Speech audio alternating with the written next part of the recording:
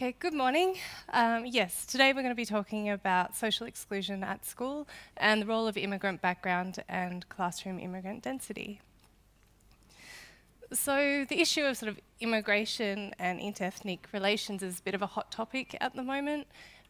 In recent decades, and especially in recent years, there's been increasing immigration to Sweden and lots of other countries as well, but today we're going to talk about Sweden. So this increase in immigration is reflected in the student population. There's a rapidly increasing proportion of students with an immigrant background in Sweden and increasing ethnic segregation in schools. So this demographic change in the student population presents challenges in how we promote social integration and positive social relations. And if we put it in context, how do we sort of avoid perpetuating broader patterns of social exclusion that we see in other parts of society? So what do I mean by social exclusion? Often when we talk about youth and the school situation, we talk about bullying, and quite relevant to today's conference.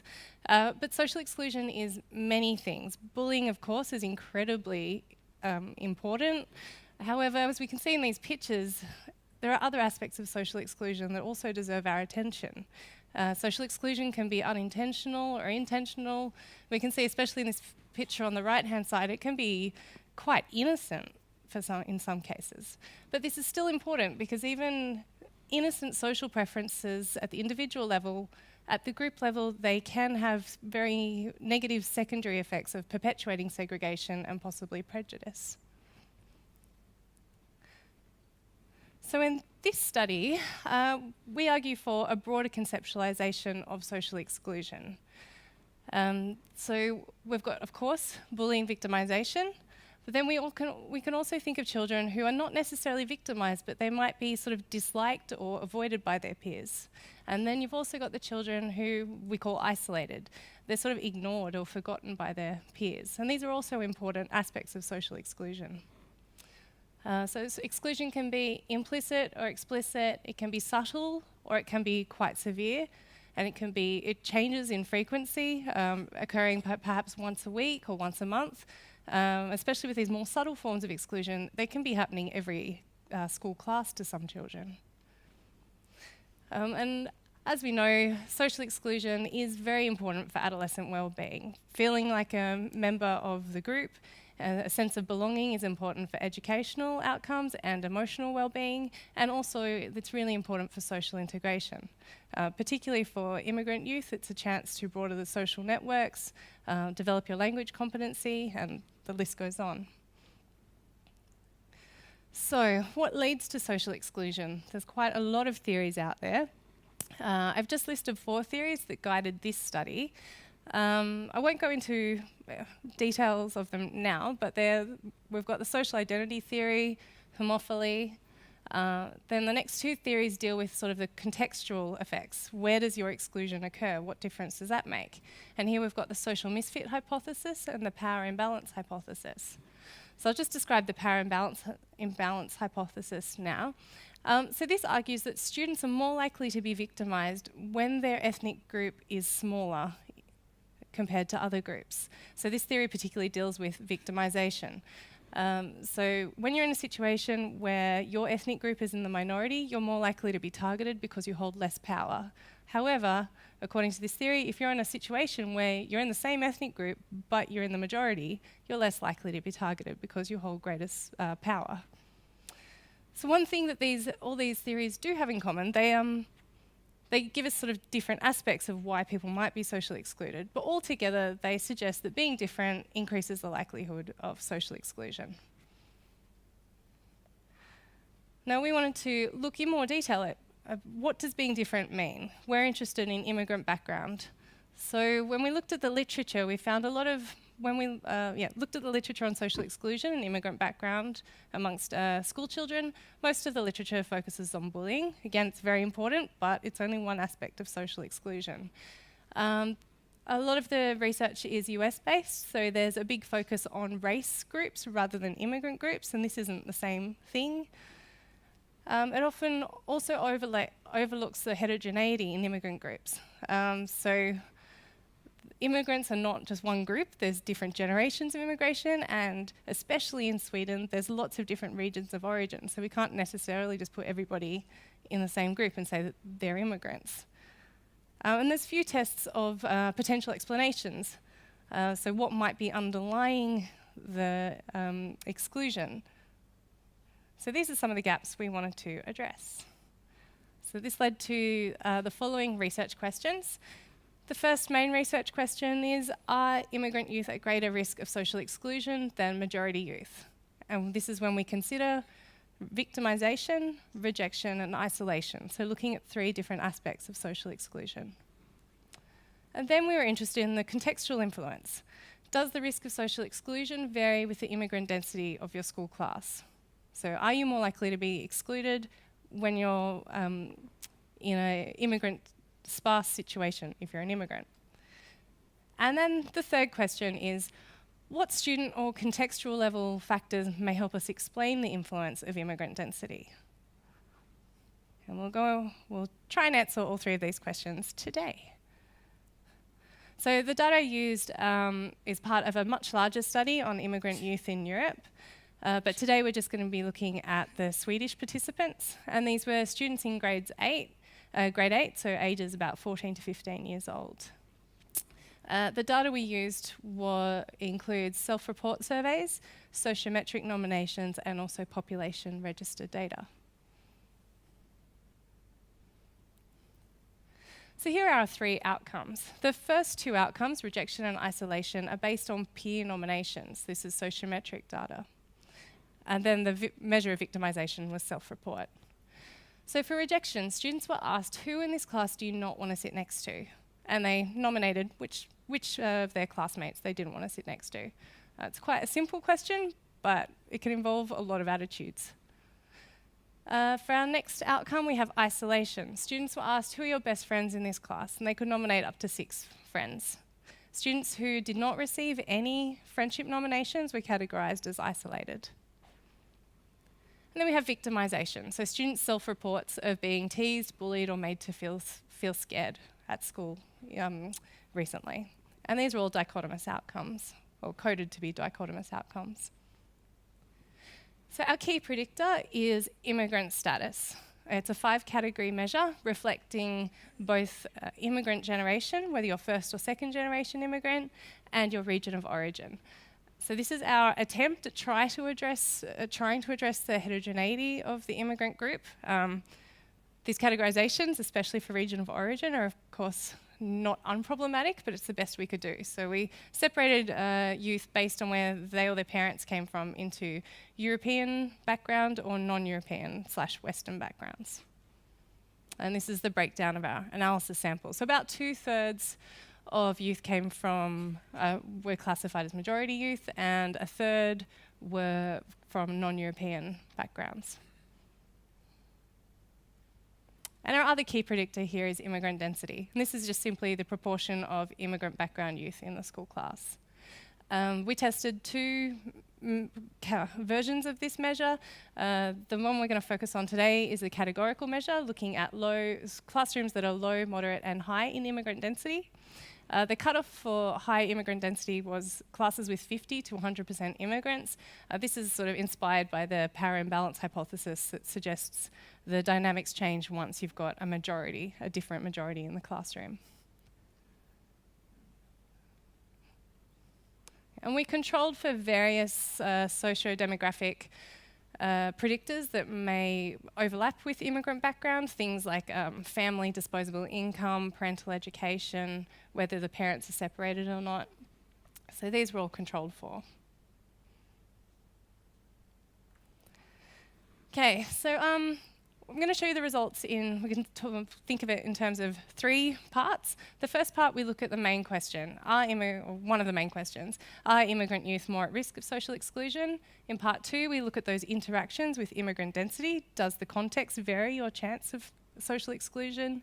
And then if we have time, in part 3, we're going to try and understand these interactions. Is there something about the student characteristics, apart from being an immigrant or not, or the contextual the school atmosphere that is driving these interactions? So these are the results for the first question.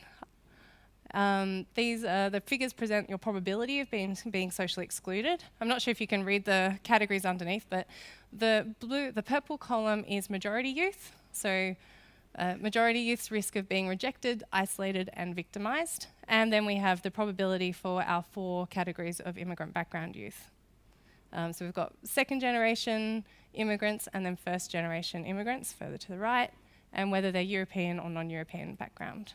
Here we can see that for rejection, all immigrant groups were significantly more likely to receive rejection nominations than majority youth. When we go to isolation, those kids that didn't get any friendship nominations, it's the first generation non-European youth are quite substantially more likely to be isolated in their school class than majority youth. I should note here, because we thought this was such a strong finding, it's about double the likelihood of Swedish youth. So we looked at it in more detail, and this is driven by youth, first generation non-European immigrants who have moved to Sweden within the past 2 years. So fairly recent, or very recent immigrants, but they've been attending school. And then when we go to victimisation, here we see that first generation youth actually report the same amount of bullying across the whole as majority youth, but it's second generation immigrants from both regions report less bullying. So now we're going to look at, I guess, what I was particularly interested, these interactions. What happens when you're in a class with few or lots of other, I guess we might say, same ethnic students? These are results for rejection. So who do you not want to sit next to? The dark purple column is the low immigrant dense schools, black is moderately immigrant dense, and what do you call that? Light purple is high immigrant dense schools. And here we can see for second generation immigrants from both regions of origin, their likelihood of rejection decreases with higher immigrant density. So things sort of get better for them. Whereas for the first generation immigrants, there was no significant findings of interaction there.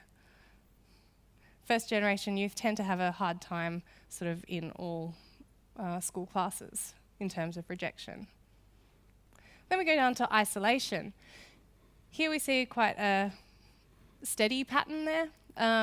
The likelihood of isolation increased with less immigrants for second generation youth.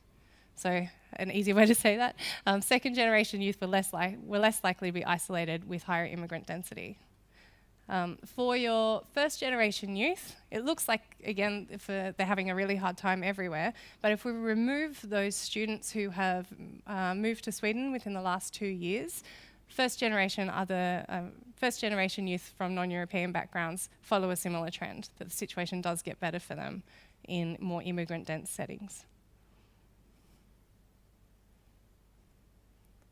And for victimisation, so these results really fell out according to they really were aligned with the power imbalance hypothesis. We can see here that youth from non-European backgrounds experienced less victimisation when they're in more immigrant dense schools. So that you could argue the more likely that they had other immigrants in their school class, the less likely they were to be bullied.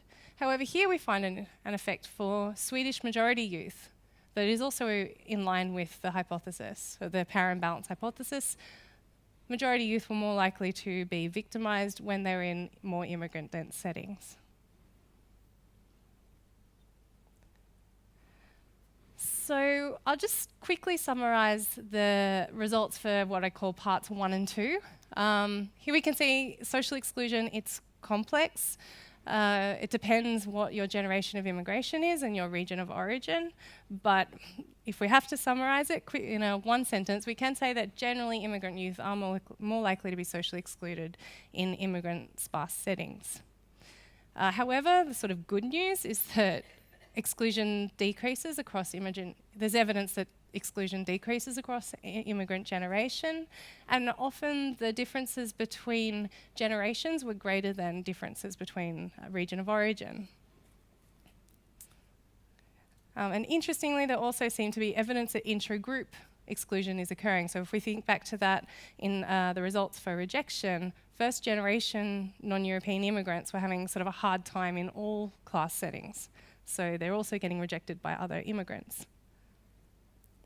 So what I call part 3, how do we understand these interaction effects? Is it selectivity? Are the kids that are turning up in these schools, is there something about them that can explain these interactions? Is it actually prejudice? Kids being, I guess, prejudice, or is it just that they're simply just not friends with somebody because they have different interests? Is it what I was referring to before about sort of just innocent social dynamics that accidentally cause a quite serious segregation effect? So some student level factors I've looked at are emotional difficulties and conduct problems, especially if we think for the Swedish majority youth in immigrant dense settings. They are more likely to come from lower socioeconomic background families. They might be more likely to have behavioural problems. So that can help us understand maybe why they're getting bullied. It might not be because they're majority youth, it might be because they've got difficult behaviour, for example. I also looked at language ability and the student's self-reported Swedish ethnic identity. So how Swedish do they feel? And then we also looked at contextual. Potential contextual factor would be the class average of prejudice attitudes towards ethnic minorities. So trying to tap out, is this actually prejudice or is it just an accidental pattern that happens? So here I've controlled for these additional student level factors, so emotional problems, Swedish ethnic identity, conduct problems. The figure on the left is the original results that I showed you before, and the figure on the right is after we control for these potential explanatory factors. And here we can see, especially for the first generation non-Europeans, when we control for things like internalizing symptoms, disruptive behaviour, and especially Swedish identity, so how Swedish do they feel, the likelihood of victimisation decreases. So they do help us explain or help us understand these patterns, but there's still a clear pattern, so there's something else going on as well. So then we're going to look at the contextual factors. So here students indicated how positively they feel about Swedes from 0 to 100, and they also indicated how positive they feel about different minority groups, ethnic minority groups. We took that average. So then we took a measure at the school class level of how positively classes were biased towards being Swedish. Thank you. How biased classes were in their attitudes towards Swedes versus minority groups. Interestingly, pretty much all classes were more biased. They preferred Swedes than majority groups on the average, even in immigrant dense schools. So then we looked at this contextual explanation, this contextual variable as an explanation. And here we can see there was an interaction between immigrants, a three-way interaction between immigrant status, immigrant density, and I've called it bias attitudes against minority groups. So if you're in a class that has a higher level of bias, that you are more negative towards minority groups than Swedes. If we look at the left-hand figure, this is the results for immigrant groups. And here we can see that when immigrants, we're now, for simplicity, I've just dichotomized the immigrants into immigrants or non-immigrants. But when immigrants are in an immigrant dense setting that has high bias, they're much more likely to be bullied. However, when they're in when immigrants are in a low immigrant dense settings with high bias, they're much less likely to be bullied. However, when they're in a low immigrant dense setting with low bias, they're much less likely to be bullied. So there is an influence of prejudice here, which is, I guess, I was hoping to find a null finding here. Okay, so the implications. These findings demonstrate that immigrant status and immigrant density are relevant to social exclusion at school. I've showed you, I focused on bullying today, but it's also these other aspects of social exclusion, rejection and isolation. The results demonstrate the limitations of only using narrow definitions of social exclusion. If we just focus on bullying, we miss these other social dynamics that in fact can also lead to bullying. And prevention policies, I think it's all important for the prevention and intervention policies and programs to consider not only prejudice attitudes, but also this sense of belonging, that students themselves, it's a chicken or the egg, they might be more likely to be victimised if they feel different to other students in their class, but also being victimised might make them feel more different. And so it's sort of this self-perpetuating cycle. And these results also demonstrate the sort of pros and cons of school ethnic segregation. This is quite a hot topic in Sweden at the moment. And in terms of social exclusion, our results open up an interesting discussion there. So thank you.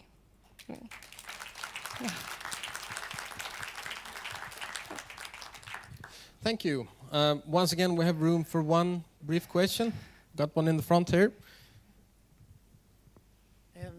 I was just wondering, the language ability for those who are the recent nyanlända, as they say in Swedish, the immigrants that are recently come, the first generation, how much did that influence in the social exclusion? Because I can imagine that if you come to Sweden, if you've been here not even 2 years, and then you're put in a normal classroom where everything is in Swedish, that should have an impact on the result of feeling isolated and excluded. Yeah.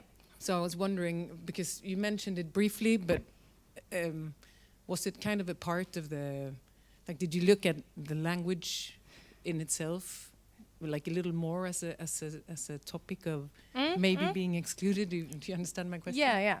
So I actually plan to look at the language ability in more detail. That's the sort of the ongoing analyses that we're looking at now. In terms of victimization, controlling for language ability didn't explain.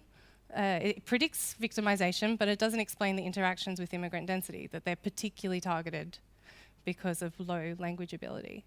In terms of having no friends and rejection, we're still looking at those analyses to try and get a better detail on them. But for the recent immigrants, it's quite hard because we've got a small group there, so our analyses have to be fairly simple there, otherwise we run out of power very quickly.